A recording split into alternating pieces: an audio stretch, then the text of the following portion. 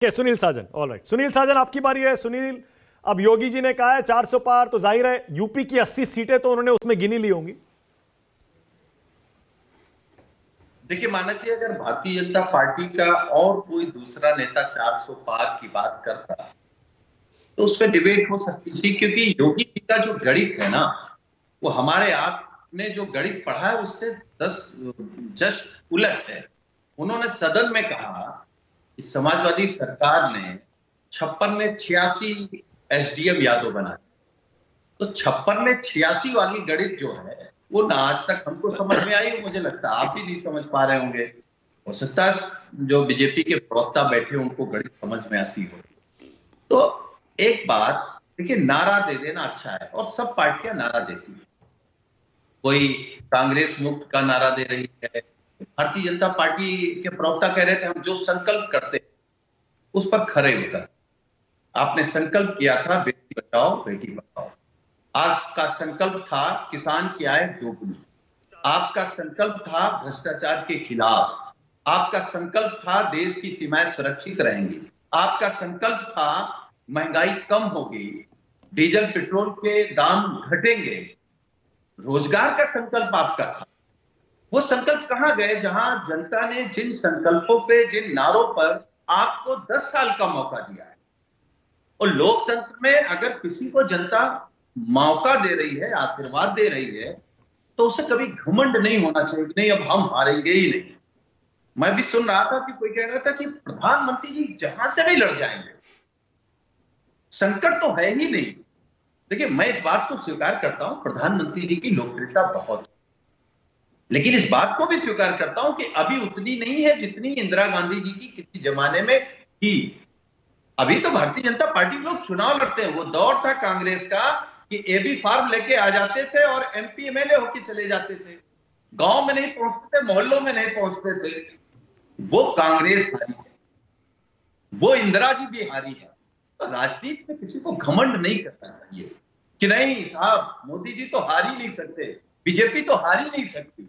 क्यों? आप अगर जनता के सामने झूठ बोलेंगे तो क्यों नहीं हार सकते? अच्छा, एक बात, अच्छा एक काम करते हैं, मैं आपसे पलट के पूछता हूं सुनील, मैं आपसे पलट के पूछता हूं, क्योंकि आपके इंक्लूडिंग यू, आपके सारे प्रवक्ता आपको मिलाकर बार बार ये कहते रहे कि अखिलेश यादव प्रधानमंत्री क्यों नहीं बन सकते। क्या अखिलेश जी देश में किसी भी सीट से लड़ेंगे तो अपनी सीट बचा लेंगे, जीत लेंगे किसी भी स्टेट में? देखिए हम आपके कार्यक्रम में इस बात को स्वीकार करते हैं कि हमारी पार्टी सबसे ज्यादा ताकतवर उत्तर प्रदेश, तो हम अपने नेता को कहीं क्यों भेजेंगे? हमारी सीमा, हो सकता है कि सभी पार्टियां विस्तार करती, हम लोग दूसरे दूसरे राज्यों में जाते हैं। अभी 24 में हम गाजियाबाद से गाजीपुर तक हम अपनी सीमा जान रहे हैं। और वो एक ऐसी सीमा है जहां हमें ये महसूस होता है, हमारे नेता ने भी कहा कि अगर उत्तर प्रदेश में भारतीय जनता पार्टी रुक जाएगी तो देश में रुक जाएगी। चलिए मैं आपकी दाद देता हूं ईमानदारी की, सुनील ईमानदारी की दाद देता हूं। उत्तर प्रदेश कम से कम आपने ये तो कहा कि हमें अपनी सीमाएं पता है। लेकिन सुनील अब ये भी बता दीजिए, इंडिया गठबंधन की सरकार बनने का दावा तो सब कर रहे हैं, कौन से राज्य से सीटें लाएंगे जरा मुझे बताइए। सारा ऊपर आंकड़ा मैं दिखा रहा हूं, इंडिया गठबंधन के टॉप 6 राज्य भी दिखा रहा हूं, जहां जहां पिछली बार ज्यादा सीटें जीती थी। इस बार कहां से लाएंगे सीटें, थोड़ा गिनवा दीजिए मुझे। देखिए आखिरकार आएगा सीटों पर ही ना गणित सारा। थोड़ा गुणा भाग अभी कर लेते हैं, जमा अभी कर लेते हैं, बताइए। देखिए मानव जी, मुझे लगता है कि हर राज्य का गणित अपना अलग होता है और हर चुनाव का अलग होता है। अभी आप जो अपने टीवी स्क्रीन पर ऊपर चला रहे हैं वो 5 साल पुराना। 5 साल में किसान की क्या स्थिति हुई है, बहन बेटियों की क्या स्थिति हुई, रोजगार को लेकर के क्या हुआ, मैंने मान लिया बहुत सारे मुद्दे हैं आपके पास सुनील, मैंने मान लिया, मैं तो मान रहा हूं। मुझे बताइए राज्य बताइए ना, कौन से राज्य में? अच्छा यूपी बताइए। चलिए आपने कहा आपको अपनी सीमाएं पता है, यूपी में बताइए कितनी सीटें आएंगी आपकी?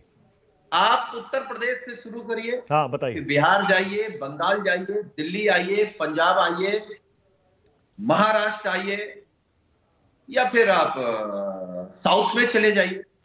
मुझे लगता है कि जब माहौल किसी का बनता है तो पूरे देश में बनता है, और माहौल खिलाफ होता है तो पूरे देश में। यूपी में कितनी सीटें आएंगी आपकी सुनील, इंडिया गठबंधन की यूपी में कितनी सीटें आएंगी?